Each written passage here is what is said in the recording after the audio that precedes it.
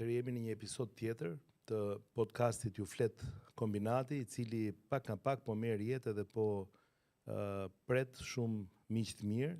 Kjo tregon që podcasti ka filluar të ketë suksesin e vet, sepse po përfshihen shumë kategori, njerëz, histori, për ta nxjerrë realitetin konkret të zonës Kombinatit, njësisë 6, siç është. Edhe sot kam shumë kënaqësi që këtu jemi për zanaçinte e kombinatit, pra tek ky qytet brenda kryeqytetit ne kemi gjithë sferat, gjithë sektorët, gjithë fushat e jetës të punës, edhe me zanaçinte e kombinatit ku kemi të kombinuara shumë bukur dhe traditën dhe inovacionin, pra edhe të kaluarën, edhe të ardhmen, edhe të shkuarën, edhe të renë.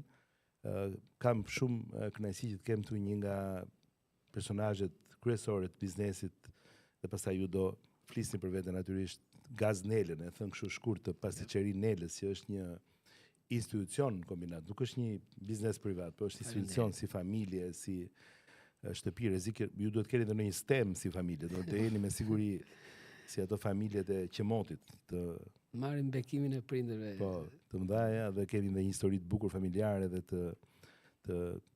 të mjeshtrisë në familjen tuaj, dhe Ada Idri, që është CEO e Shaga Mobileri, ose të themi e CEO fabrikës Shaga, sepse ju jeni në zonën e Mistomames dhe keni një bazë prodhimi aty shumë të rëndësishme, që ne dhe kemi vizituar, edhe me thënë drejtën ishte impresionuese se çfarë kishit investuar aty dhe sa të rëndësishëm jeni për ekonominë e qytetit, për punësimin, për gjithë zonën aty dhe për produktet shumë cilësore që ju keni.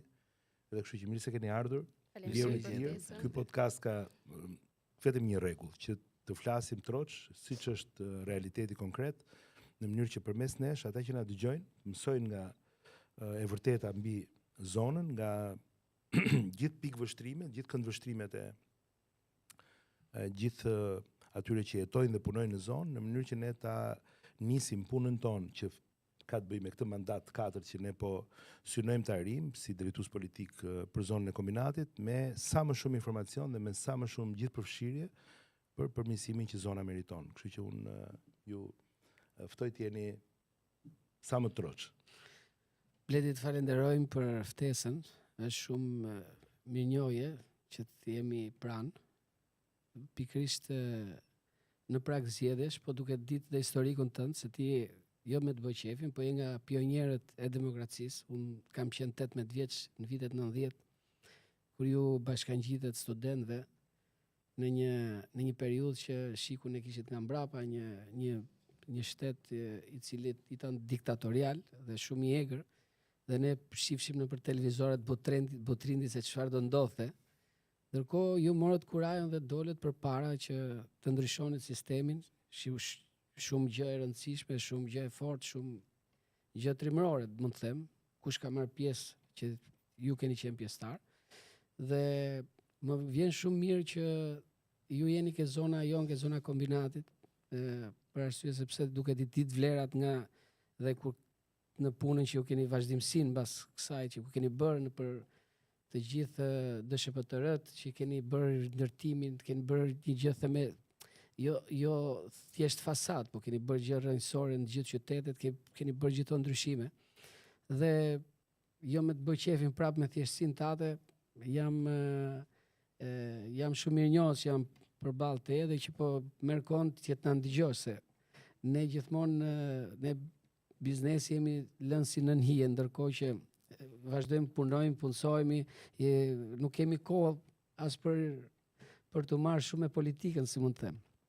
Gjithsesi, më vjen mirë për arsye se dhe kombinatin, unë jam rritur atje, kam bërë shkollën, jam babaj 3 fëmijëve, 3 çunave. Kam bërë shkollën ke shkolla 8 nëndori, i shkollë e muzikës. Ka pas 2 shkolla 8 vjeçare kombinatit, 8 nëndori shkollë muzike dhe Shoqëri Peza shkollë sportive, ku aty kanë dalë dhe Afrim Tole, ka dalë dhe Alban Bushi, kanë dalë dhe futbollistë kombëtarës. Ne kemi qenë 8 nëndori, në drejtimin e Yllit Çanos, respekt për drejtorin, dhe Tit në Albani, një Zofin e Tiranës që na mbante afër dhe kishim shumë nevojë, si unë dhe si jetuesit tanë atje, që kishin shumë nevojë për një ngrohtësi, sepse siç e dim, kombinati ka qenë një lagje shumë e vujtur për arsye sepse ka qenë kombinati tekstil, nënat punoshin me 3 turne, ka qenë edhe Selikati punonte me 3 turne dhe fabrike Qelqit, ishim një zonë industriale e ndërtuar mas luftës dhe nënat tona e kanë vuajtur duke punuar me këto kushte dhe e kishim shumë të rëndësishme temën e shkollimit ose afrimitetit që na bënin dhe respekt për këto 2 njerëz që edhe gjithë kombinati i mban për mirë dhe pastaj mbarova shkollën Myslim Keta. Pas viteve 90, unë si gjithë të rit u largova, shkova në Greqi në ishullin e Rodosit. Aty ku krijova dhe familjen me zonjën time që edhe ajo kombinace edhe le rrit aty. Dhe punova deri në 2008. Pas 2008-s, në 2009 nuk ktheva në vendin tim. U bashkova me familjen time, kam një motër dhe 3 vëllezër të mrekullueshëm. Dhe bashkuam forcat tona duke dhënë rëndësi atë mbas dhe edukimit të prindërve që na kanë dhënë dhe mas genit, më them, familjar që të ndërtojmë diçka në vendin tonë. U futëm ke fusha e prodhimit të bukës, të miellit dhe të bukës, që kishim traditën shumë vjeçare të prindërve tanë, të cilën po e bëjmë me shumë dashuri, dashamirësi, kemi hapur pika tjera, kemi të vetmin mullim me gur që është në Ballkan, që është megjithëmen një aset kombëtar, mund të them, që është një ushqim i shëndetshëm për gjithë komunitetin tonë. Më qëndro pak këtu te kjo, se dua edhe ta përfshi edhe zonjën Ada në bisedë, sepse pra dua të zbuloj pak nga pak Okay. Por gjithsesi, edhe kaq sa the, tregon që jo më kot, domethënë i e këtu edhe është nder për mua që ta dini, dhe jo vetëm që për kohën që ju dëgjoj, por për atë që ju keni për të dhënë për zonën edhe për Tiranën, edhe për kryeqytetin, sepse këtu nuk diskutohet që jemi në një vend që ne duam ta shohim, e kemi thënë, së shpejti prapë me 100.000 banor, pra me shumë banor, dhe është një qytet brenda kryeqytetit, është një pjesë, komponent shumë i rëndësishëm që plane shumë të rëndësishme do na shohim bashkë në zonën e kombinatit. Edhe ju ndërkohë jeni tani në një pozicion tjetër, pra ju punoni në një kompani, drejtoni një kompani e cila është në zonën tonë. Atëherë, ndryshe nga Gazi, unë nuk jam themeluesja e kompanisë, por unë jam drejtuese që jam bashkuar së fundmi skuadrës së Shagës, por Shaga ka një histori për më shumë se 3 dekada. Është themeluar nga një zotëri shumë vizionar, Shemsi Zemani, dhe që prej 93-shit nisi si një sipërmarrje e vogël familjare, me një magazin të tregtimit të lëndës së parë. Dhe avash rrugës strategjikisht u vendos në zonën e kombinatit, duke qenë se është një zonë patjetër industriale dhe themi qytet brenda qytetit, sikurse ju e thoni. Dhe avash mori rritjen duke u kthyer sot në një institucion biznesi. Ne numërojmë 100 punonjës sot, është do thoja ndër kompanitë e para në fushën e dizajnit dhe prodhimit të mobiljeve, që është certifikuar me standardet ISO prej shumë kohësh për menaxhimin e cilësisë, për mbrojtjen e mjedisit, sigurinë dhe shëndetin në punë. Do thoja jemi me fat që jemi në zonën e kombinatit, sepse është një zonë që ka mundësi, ka të rinj, ka persona edhe në moshë madhore që e dëshirojnë profesionin, e dëshirojnë zanatin, e dëshirojnë lidhjen me drurin, sepse ne punojmë me drurin, ne bëjmë art me drurin, por nga ana tjetër, duke qenë që jemi një biznes i madh dhe prej shumë kohësh në treg, ne ndërthurim artin me inovacionin. Kemi investuar shumë në teknologji, në mënyrë që ne të prodhojmë më shumë dhe me më shumë cilësi, por asnjëherë nuk e kemi humbur lidhjen me drurin, me natyrën dhe me mjeshtrinë, me atë që ne themi hands-on, lidhjen me të bukurën dhe atë gjenezën e drurit. Jo më kot jeni CEO, sepse jeni pra drejtuese kryesore, menaxhere e përgjithshme ndërmarrjes suaj, sepse duket që doni punën. Është e vërtet.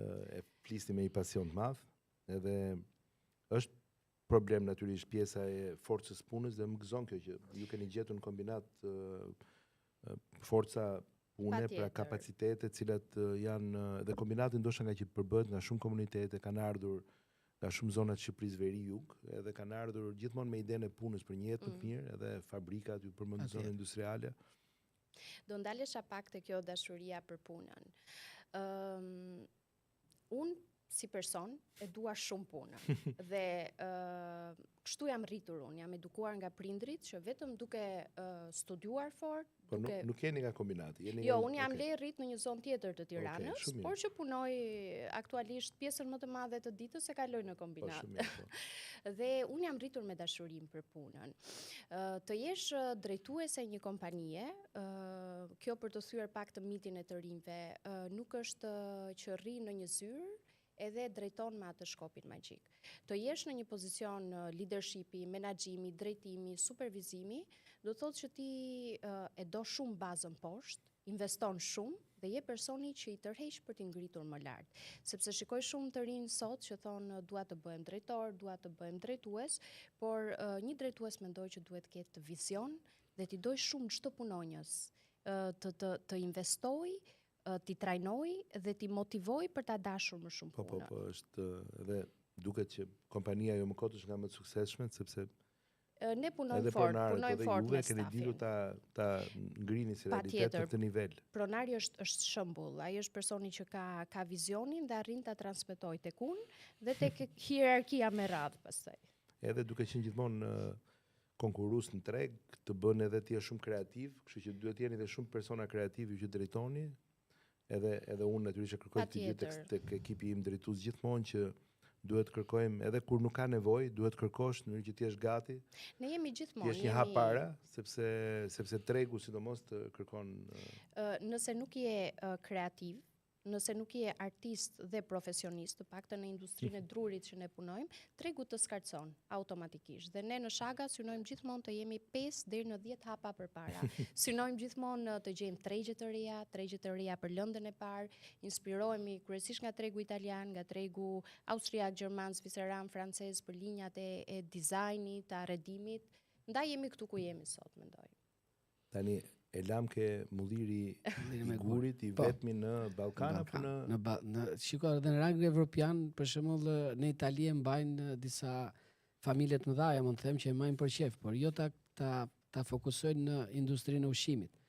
Ndërkohë, fal edhe tim vllai që ka pasion këtë punën e mullirit, kanë qenë 20 mullinë në Shqipëri, të 19 kanë falimentuar dhe vetëm ne që ndruam mbas viteve 90 dhe 20 mullisi në formë ndime gjermanët që plotësonin kushtet atëherë në për.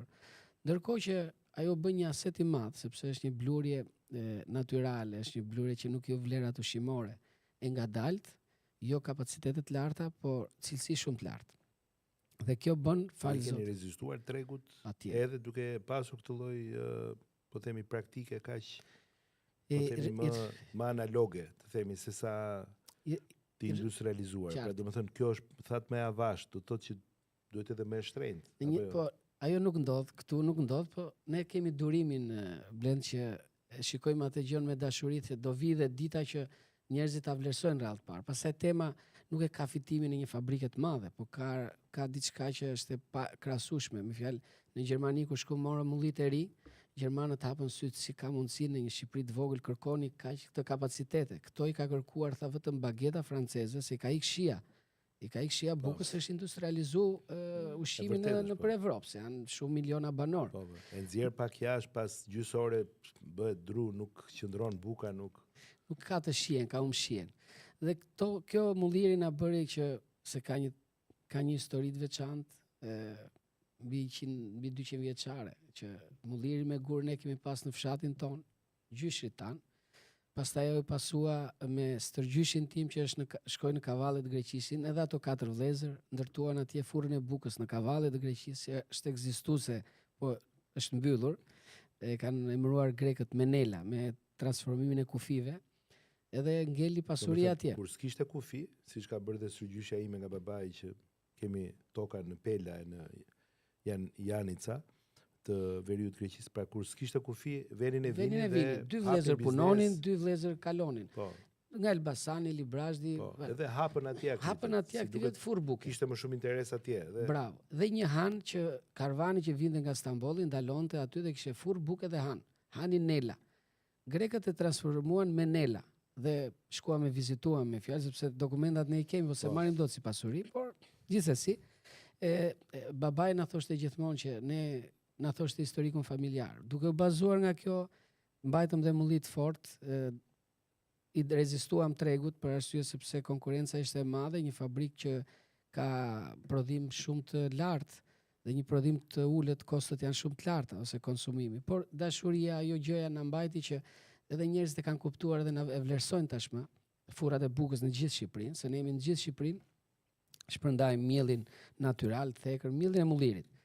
Kjo na bëri që dhe ne të fokusohemi edhe ke buka, që t'i tregojmë dhe njerëzve si gatuhet një bukë e shëndetshme. I fillum dhe ke tradita familjare që ishte edhe buka. Atëherë kjo na ndihmoi shumë që edhe miellit kishte sukses, po edhe buka, një bukë e shëndetshme ka suksesin e vet, sepse njerëzit ndoshta vonon e mira, por bëhet e dukshme një moment, sepse mund ta dalloj. Ju keni krijuar një brand tani dhe po puna e këtyre alergjive që vijnë nga në përgjithësi nga një lloj mielli më industrial, njerëzit e vuajnë pak të pjesën e bukës bardh, disa lloj produktesh janë me shumë përbërës kimik. Shiko, Blendi, ndonjëherë i friksojnë, ndonjëherë mediat friksojnë për shembull tregun, që është shumë gjë e keqe kjo. Ne duhet hajmë të konsumojmë gjithmonë bukën e zezë. Në kohën e monizmit ka qenë mulliri me gurkë e zogu zi, atëherë dhe atë miell e çëshin rushtris. Dhe ne nuk e donim bukën të zezë, nëse më mend shkoshim ka ajo 52-shja. Në të vërtetë ajo ka fibrat. Në të vërtetë ka pjesën e krundes dhe është shumë e shëndetshme. Dhe si është kjo puna e krundeve? Domethënë kjo pjesa tani del që kjo është buka më e mirë tani? Patjetër, sepse aty janë proteinat, aty janë fibrat për zemrën, për gjithçka. Brenda zemra grurit është e bardhë, është 27, është 00, nuk ka element fibrash, nuk ka. Pra sa më shumë ti heqësh dhe ta pastrosh, aq më pak gjë mbetet, edhe mbetet ndoshta pa vlerë ose ndoshta ajo është e dëmshme. Ajo është e dëmshme, si miell po flasim. Pastaj kur shkojmë ke gatimi është pasioni, po ta bëjmë i brum të ardhur, që është buka më e avashta, ajo buka ka të shihen siç gatunin nënat tona. Ke parasysh që vjen një ardhje më avashtë. Na vi oreksi, kështu si e shpjegon. Po them është pasioni jonë dhe është jeta jonë. Po keni dalë në produktet pastaj. Dhe ju çfarë zbëni sot? Që furnizoni rrjete turistike, hotele. Qartë. Tani kemi dalë dhe ke croissani, ke pasticceria më qartë, duke mbas zonja tona na dhanë një ndihmë tjetër ke ana pasticcerisë, ato morëm pasticcerët e dikushëm që ka qenë ke punistja pastave dhe bëjshim tortat mareng. Tani i themi na ishte një herë. Shumë mirë. Dhe fokusuam dhe zonjën tona aty, duke marrë me pasticcerët e vjetër na treguan dhe akulloren. Aty pastaj fillum dhe prodhimin e akullores me qumësht freskët. Shkëlqyshëm. Dhe kemi plotësuar gamën e miellit, të bukës, të pasqerisë dhe xhelaterisë tashmë. Kjo është muzikë për veshët e një ministri ekonomie, kulture e inovacione, se këtu ka prodhime të vendit, me siguri keni dhe shumë. Në Shqipëri hahet shumë bukë e mirë, Blendi. Dua të theksoj që gjithë kolegët e mi se thonë që shohim në Evropë. Evropa po shkon ke të ngrirat më shumë. Ndërkohë që të gjithë kolegët e mi në përgjithë rrethet shikojmë që ka shumë turistë dhe lëpin gishtat gjithandej. Patjetër, sepse jemi artizanal akoma. Shkon lëng në çdo prej restoranteve tona. Patjetër, se jemi artizanal akoma. Nëse do kalojmë në industri, pastaj do mundohesh t'i bësh gjërat me mos të prishen, do fillosh të ndërhysh pastaj që të vësh gjëra brenda që mos të prishet, të rinë raft. Atëherë shpresojmë që ju ta mbani të cilësi për sasitë që nuk duhet i tekalojnë volumet, që ju të mbani këtë cilësi. Natyrisht që kushdo mund të marrë dhe mallra frigoriferi, por të paktën të kemi një zgjedhje që edhe ju të bëni një diferencim, edhe ky diferencim t'ju japi dhe juve një. Patjetër. Është e dukshme erdhi kryetari i shoqatës botërore dhe këtu na vizitoi mullirin dhe prodhimet tona dhe u habit. Tha, sa të keni mundësi, mbajini këto furrat e lagjes, mbajni forcë, se tha, po nëse do bëni si ne, atëherë do iki teoria artizanal dhe ushqimi i shëndetshëm. Por kjo është bërë fakti që ne të gjithë vëllezërit jemi aty, zonjat janë, tani janë bashkangjitur dhe fëmijët tanë, njëkohësisht gjithë punëtorët që punojnë në kompani janë familja jonë e dytë, dhe ne nga që i kemi kriju proceset vetë, i janë familja jonë, sinqerisht ndjehemi bukur me to. Mundohemi që t'i japim kuraje, t'i gjindemi në për të gjithë situatat familjare që ka to kanë, se njerëz jemi kanë dhe probleme, kanë dhe gjëra. Falë Zotit ja kemi dalë dhe nuk kemi humbë ndonjë punëtor që të paktën ke tema prodhimit që të na iki jashtë. Tjetër temë e rëndësishme. Sepse ne kemi bërë ju kaloj kështu her pas here që mos mi thoni të tëra në një herë që ta bëjmë edhe me kalime që se keni shumë të përbashkëta me siguri, kushtet e punës, të drejtat e punonjësve, problemet që kanë ata me jetën e tyre familjare që do t'i ndihmonte ose i pengon ose i ndihmon në zgjedhjet e tyre, për shembull nëse ata kanë zgjedhur problemin e strehimit, kjo i ndihmon, nëse ata kanë zgjedhur problemin e kopshit, adresës së kopshit, pra afërsisë me kopshin e fëmijës, kjo i ndihmon. Ne po punojmë që duke filluar me këtë mandat të katërt, një nga punët e mira kryesore që themi që do bëjmë për familjen, përveç strehimit, do jetë edhe një program i dedikuar pas mësimor deri në orën 4:30, i garantuar nga shteti, së bashku me ushqimin pas shkollës. Në fillim do fillojmë me bashkitë kryesore Qendër Qarku, pra me bashkitë më të mëdha të qarqeve, në mënyrë që prindi bashorti ta kenë të garantuar që nuk do shqetësojnë gjyshen, apo kur nuk kanë gjyshe nuk do shqetësojnë dikë tjetër, apo nuk do lëm punën për të shkuar për të marrë fëmijën në orën 12. Kjo do garantohet deri në orën 16:30 si një program i shkollave publike. Super. Përgëzime për këtë nisëm. Dhe kjo do japim, mendoj juve, se janë të gjitha të lidhura. Pra, thua shkolla, por ndërkohë të ndikon në tregun e punës. Ndërkohë që për strehimin po bëjmë një program që do jetë një paketë shumë e madhe, gati 10 herë më shumë se çfarë është dhënë deri tani për strehimin social, ku komponenti më i rëndësishëm do i dedikohet çifteve të reja, që presupozohet që janë edhe punonjës, sepse nga ata do vinë punonjësit tanë të ri, dhe pra të rinjve, studentëve të ekselencës dhe emigrantëve që ne duam që të kenë një plan për të kthyer. Kështu që ata kur të kthehen do kenë një ndihmë në apartamentin e ri, apo kur kanë një shtëpi këtu për ta rigjeneruar tërësisht shtëpinë me fondet të strehimit social nga shteti, t'ju japim atyre arsye që të kenë mundësi të mos hezitojnë ta mendojnë edhe një herë kthimin në Shqipëri.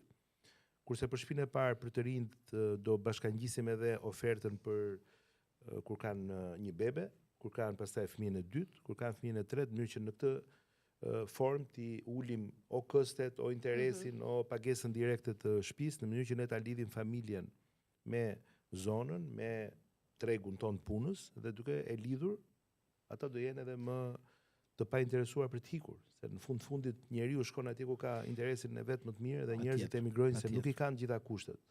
Kështu që ne do punojmë shumë në këtë drejtim. Kështu që unë ja thash të si disa lajme të mira për tregun e punës.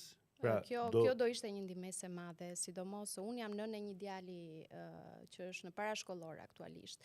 Gjithashtu në staf, edhe pse jemi industri që punojmë kryesisht me drurin, majoranca janë meshkuj, kemi pjesë të ekipit edhe vajza zonja, që kanë fëmijë të vegjël të moshës shkollore, dhe mendoj që nisma për t'i suportuar me këtë programin pas shkolle do ishte një ndihmëse shumë e madhe për nënat edhe për baballarët gjithashtu.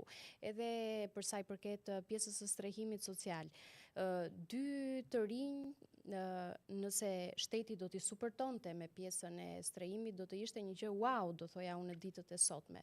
Sepse në fund ditës punojnë të gjithë, mundohen për të siguruar për të blerë një shtëpi, për të siguruar mirëqenien e familjes, dhe mendoj që do ishte një suport shumë i madh, dhe është për të vlerësuar. Do ndërhyjmë sepse ka dhe një vështirësi në çmime, në përgjithësi atje ku është tregu më i madh i punës, si për shembull kryeqyteti, ka një rritje të çmimeve të ndërtimit që është ndonjëherë edhe artificiale.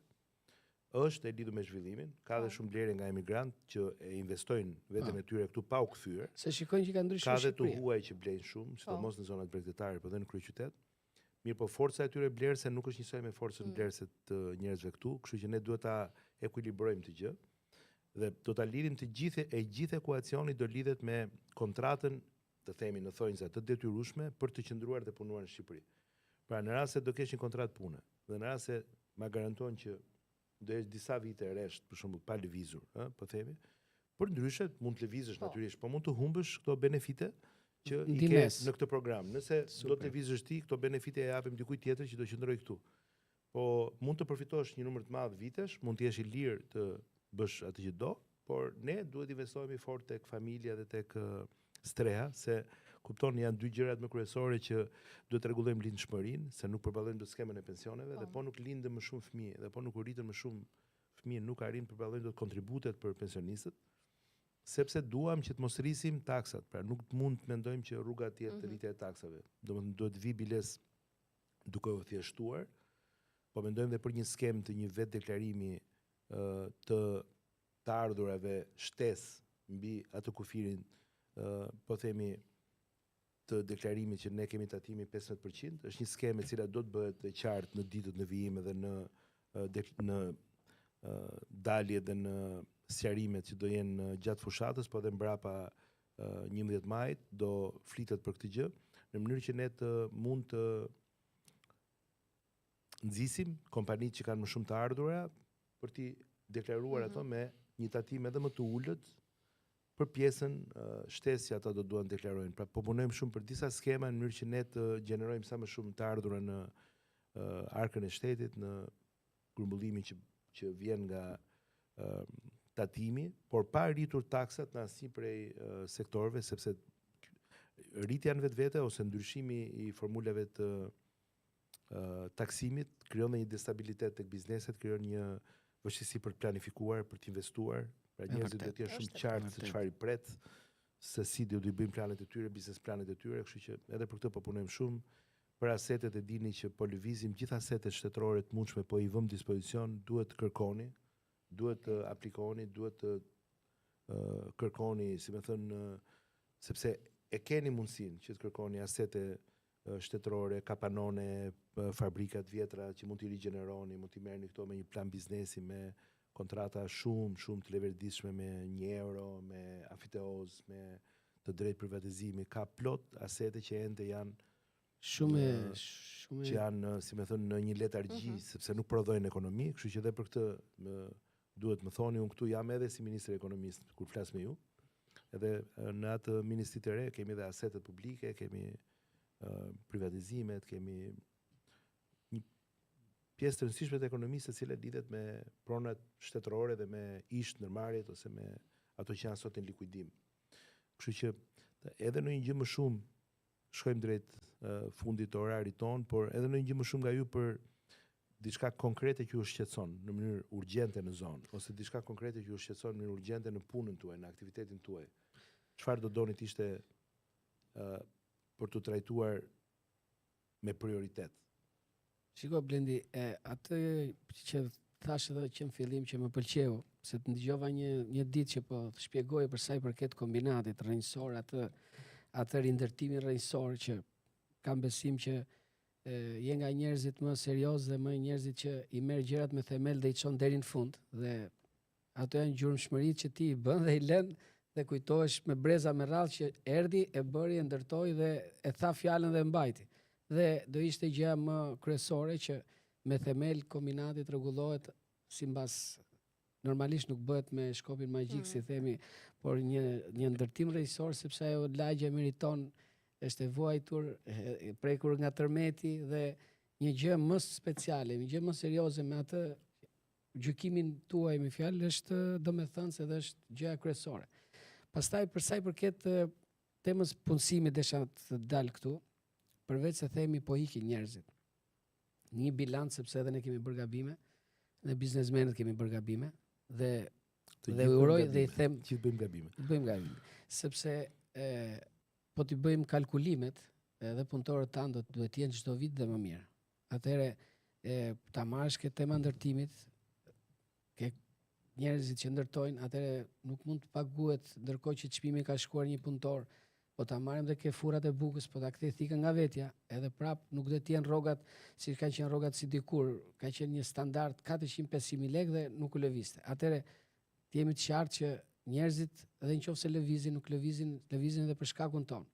unë faktikisht nuk kam humbur njëri tani për sa i përket specialistëve të mi, nuk kanë ikë shumë persona, duhet të them 2-3 për studime, 4 për studime, por nëse ne i kryejm kushte punëtorëve, nëse ato e dinë që çdo vit rroga do i çohet, sepse dhe shpenzimet e tyre çohen, ne pastaj themi prit marrim një popull tjetër të vi këtu që të punoj për ne, ndërkohë ne kemi popullin ton këtu dhe mos ta suportojmë dhe ke rroga dhe këto. Kështu që kjo është pjesa jonë që edhe ne duhet ndërgjegjësohemi që njerëzit mos t'i humbasim, t'i ndihmojmë, t'jem pranë tyre, sepse dikur edhe ne ishim ka buka me vaj dhe me krip, dhe sot jemi ku jemi, sot shoqyr. Kështu që dhe ne duhet ta kthejmë thikën nga vetja për sa i përket biznesit, nëse do i kemi të shëndosha. Siç tham, tema ndihmesës është gjë kryesore ajo. Po ndigjoj tani shumë të bukur këtë gjën, sepse kunata ime në Gjermani punon me këtë programin që thatë ju më parë, dhe rrim mbas dite dhe trajnon fëmijët që kanë mbaruar shkollën. Sepse oraret tona megjithmend janë shumë të thyera, se do të çohen zonja do të vinë që në 5 të mëngjesit, ka që vinë 7, dhe ka zonja që vështirësohen. Ky programi do ishte një gjë fantastike që ju ta implementoni. Është zotim që do ta realizojmë, sepse kemi dëgjuar në shumë komunitete, zona, baza prodhimi, edhe fabrika, edhe grupe interesi. Është ndihmës e madhe, se unë kam stafin më shumë, kam zonja, se janë nga time dhe janë 70% i kam zonja, i kemi ndryshe.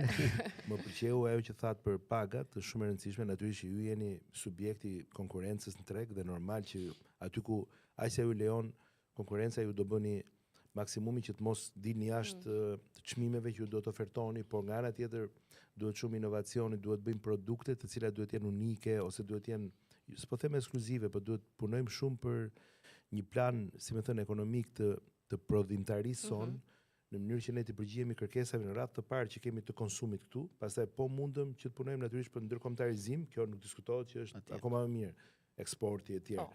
Por për ato që janë, si më thënë, punët e para, të kemi një popullat me 2.5 milion qytetarë. Po themi, mbase bëhemi dhe më shumë e të bëhemi 3. Dhe të presësh si synim 14 milion turistë në vit, apo vizitorë, apo konsumatorë, i quajmë si duam. Qoftë edhe tranzite, qoftë për shembull në automjete, ne kemi sot 900.000 automjete të regjistruara, por kemi 600.000 automjete të tjera me targat huaja, të cilat hynë në territorin, tranzitojnë në territorin shqiptar gjatë gjithë vitit. Mendo kemi një flot mbi 1.5 milion mjete që qarkullon në Shqipëri. Po ne nuk mund të ne nuk mund të prodhojmë ndoshta menjëherë karburantet për konsum për këto mjete, por ne duhet mendojmë që këta njerëz diku ndalen, han, shërbehen, blejnë, si më thënë, mund të jetë, mund të qëndrojnë, mund të flejnë, mund të pushojnë, mund të vizitohen, mund të kurohen, për shumë arsye që ata vinë në Shqipëri. Ne duhet që këtë thesar të jashtëzakonshëm, këtë kuriozitet që kanë tashmë turistët për ne jemi bërë një vend, jemi të parët në nivelin e dëshirës për të ardhur në Shqipëri, në nivelin e numrave, aeroporti jon kaloi Beogradin e tjerë. Pra këtu ka miliarda euro, të cilat neve i humbim sepse neve importojmë pjesën më të madhe të materialeve që i shërbejmë këtyre njerëzve që na japin këto miliarda dhe që pra pësojmë efektin negativ të themi, të trafikut, i humbim prapë. Të gjitha efekteve që ka një numër kaq i madh njerëzish në territor, dhe atë që duhet përfitojmë që është paraja që vjen nga xhepat e tyre, ne nuk e mbajmë dot në vendin tonë. Kështu që kjo është një gjë shumë e rëndësishme që duhet ta shohim me një, pra këtu bizneset duhet ta riprogramojnë, duhet ta rimodelojnë veten e tyre në shërbim të këtij ndryshimi të madh. Të këtij themi rezervuarit jashtëzakonshëm klientësh, të cilët i kemi këtu, pra ata janë këtu. Dhe nga llogaritë tona, gati 2/3 e parave që ata sjellin dhe paguajnë në Shqipëri, ikin prapë nga Shqipëria. Pra pothuajse më një herë ato para avullojnë, se neve nuk prodhojmë aq sa duhet për këta që vinë këtu. Kapacitetet. Kështu që ne duhet synojmë të gjë. Pastaj duhet synojmë që ky numër të interesuar që vinë në Shqipëri të vinë me një xhep më të fryrë, pra të vinë turistë cilësor. Pra ne nuk na duhen numra, ne na duhen turistë cilësor, cilët të paguajnë për turistë më shumë se sa në vende të tjera. Kështu i duhet rrisim ofertën e gjithashme. Ato që thonë ju, ato byreçkat, ato gjërat e këto, do ta bëjnë që ai të vi në Vlorë prap, do ta bëjnë që ai të vi prap në, pra sa më të zgjuar të jemi ke ky zinxhir produktesh, edhe nëse ne nuk çmendemi edhe në çik me çmimet, se ka dhe një eufori me çmimet, pra ka një moment që e kërcasin shumë me çmimet dhe mund të bëjmë në një gabim si e bëri Bullgaria që e humbi numrin e madh të interesit nga që rriti shumë çmimet dhe pastaj Bullgaria sot s'është më në asnjë hartë turizmi. Pra duhet mos gabojmë me çmimet, duhet jemi me këmbë tokë, duhet ta kuptojmë që kjo është një strategji që mund të na nxirrte në mënyrë fantastike që 2-3 vjet bëjmë me pasaportë Bashkimit Evropian në kuptimin e antarësimit jemi shumë afër. Kuptohet që duhet votojmë në 11 maj me mend kokë që mos ta ndalojmë këtë shans historik dhe mendoni se çfarë sa të mira do vinin në shoqërinë tonë dhe pastaj mund të paguajmë më mirë punonjësit, ata do paguajnë më shumë kontribute, do rrisnim pensionet, do rrisnim shërbimet, investimet, do përmirësonim menaxhimin tonë të financave. Në një farë mënyrë, domethënë, është një ardhme që unë e shoh me shumë optimizëm, shumë e afërt. Në rast se do kemi këtë ndërgjegje që ju sapo thatë, që duhet i shohim ata jo si sklever, duhet i shohim ata si aseti më i çmuar. Aseti më i çmuar që kemi, edhe duhet i motivojmë, ne duhet bëjmë pjesën tonë, se nuk e bëni vetëm dot ju, po edhe ne duhet bëjmë pjesën tonë si shtet, që për shembull këto biznese që mbajnë këto standarde, ne ti mbështesim më shumë. Këto biznese që rrisin këtë lloj investimi të brendshëm, mund ta bëni ju kopshin, të themi në një fabrikë shumë të madhe të fëmijëve. Atëherë ne duhet ja u subvencionojmë një pjesë të gjithë shpenzimeve. Etj. Pra duhet shohim nga këto programet që bëjnë, sepse po i duam brenda 2030-s të jemi në një pagë mesatare në sektorin publik 1.300 euro, që do e çojë dhe privatin lart. Nuk duam të shkatrojmë konkurrencën e produkteve, si më them, konkurrueshmërinë tuaj në produktet që ju shisni, por duhet që njerëzit të paguhen më shumë. Pra është një gjë që nuk mundet do ta anashkalojmë të gjë. Dhe po erdhën, edhe nëse çmimet mund të jenë sa në rajon, nuk do humbi forcën punëtore, pra po na u kthyen dhe njerëzit, po i bëm të vinë, të lidhin marrëdhënie pune këtu dhe të jenë këtu, dhe s'kam pse rinë në Greqi, pse duhet rinë në Greqi? Patjetër, është edhe ke ndërtimi, edhe ke këto s'kan të çmime, Blendi, me fjalë ndërtimit, tu ka shku 50.000 lekë, 70.000 lekë dita. Pra ne prap mund të jemi edhe me paga më të larta, ne prap mund të jemi konkurrues nëse tregojmë të zgjuar në mënyrën se si ndërtojmë modelet e bizneseve tona. Normal. Është e vërtetë, për shembull, ne shikojmë të paktën në kompaninë tonë ustallarët, zanatçinjt, mjeshtrat e përpunimit të drurit paguhen me një pagë goxha të lartë. Do thoja është afërsisht me pagat e vendeve që shumica e të rinjve synojnë të emigrojnë. Dhe pse jo, mos të bëhemi të gjithë bashk, biznesi me institucionet publike dhe të japim dorën njëri tjetrit, sepse kjo punë, sikurse ju e thatë, shkon zinxhir dhe njerëzit të qëndrojnë këtu pranë familjes, pranë vendit të tyre. Do thoja është e rëndësishme që ne t'i mëshojmë pak bashkëpunimit në arsimin profesional. Duke qenë se ne punojmë me zanatçinj, është shumë e rëndësishme që t'i bëjmë më të ndërgjegjshëm të rinjt, që shkolla profesionale ka një vlerë shumë të madhe. Jo çdo fëmijë, jo çdo i ri është i prerë për të qenë akademik dhe për të punuar në një zyrë. Jeni shumë drejt. Ka shumë fëmijë që ju vjen natyrshëm, e kanë të lidhur me të prekurin, me të shijuarin, janë të prerë për një zanat. Dhe këtu i bëj thirrje nënave, të reja dhe baballarëve që mos të rendin pas notave, por të rendin në aftësitë e fëmijëve. Pra ti shtyn drejt asaj që vjen më natyrshëm. Zanati është një gjë e mrekullueshme, është një gjë që është për të vlerësuar. Bërzylik Floriri, themi në Tiranë. E thu shumë bukur. Dhe duhet i mëshojmë fort që ka prestigj ky profesion. Pra nuk është më poshtë se një akademik. Është shumë e vërtetë. Jeni shumë të mirë në atë që sollët këtu dhe unë uroj sadopak me bisedën tonë dham një përshtypje nga sektorët, nga ju vini dhe nga ana ime për pjesën e shtetit dhe për atë që më pret si detyrë për të bërë për një sinjashë kombinatin, po besoj edhe pak më gjerë dhe ka shumë për të thënë, natyrisht nuk ja dalim dot në 45 apo 50 minuta t'i themi të gjitha. Normal. Po jemi këtu edhe për të më dhënë, si më thënë, pjesën më kryesore të kësaj që ne bëjmë këtu është që t'i japim një mesazh qytetarëve të kombinatit dhe Tiranës që ne kontribuojmë gjithë bashkë për vendin tonë rrallë parë. Është edhe ky mandat i 4 është një mandat tashmë që na çon në mënyrë përfundimtare në Bashkimin Evropian dhe që do bëj që ky vend të jetë për mendimin tim, unë jam i bindur për të gjithë, do jetë alternativa e parë e gjithë shqiptarëve për të jetuar dhe punuar. Pastaj të gjithë janë të lirë, mund të jenë të përgatitur dhe të gatshëm për çdo vend botës, po ama nuk mund të jetë dot Shqipëria për tu evituar. Shqipëria duhet të jetë, si më thënë, shumë vështirë për t'u lënë. Domethënë ne do ta bëjmë Shqipërinë që të jetë një vend me vërtet që do të jetë një vështirësi, do të jetë një dhimbje ta lësh. Vërtet. Kemi vend të mrekullueshëm, vërtet. Është një vend i bekuar dhe duhet bëjmë ç'është e mundur që kjo punë me gjithë problemet e tranzicionit e me gjithë problemet që ne na ranë edhe nga pandemia, edhe nga tërmet, edhe nga problemet që patëm, po edhe shumë problemet tona si shoqëri, që edhe ne kemi problemet e përgjegjësitë tona këtu. Po ne mendojmë që do t'i japim shqetësimin përfundimtar tranzicionit edhe duhet hym tani në një epokë e cila duhet na shohë që të jemi të barabartë me Bashkimin Evropian.